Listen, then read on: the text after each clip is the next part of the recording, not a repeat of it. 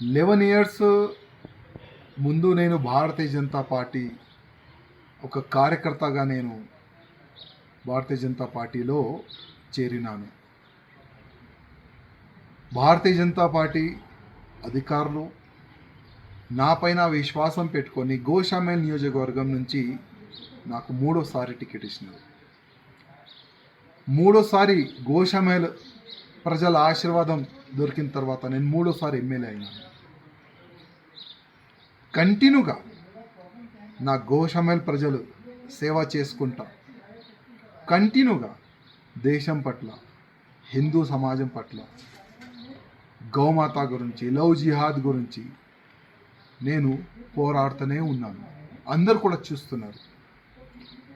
కానీ ఇవాళ lakhs of Bharatiya Janata party కార్యకర్తల గొంతుకి ఆ గొంతుని నేను ఢిల్లీ వరకు తీసుకొని వెళ్ళాలని అనుకున్నాను. కానీ నేను అక్కడ ఫెయిల్ అయిన అనుకున్నాను.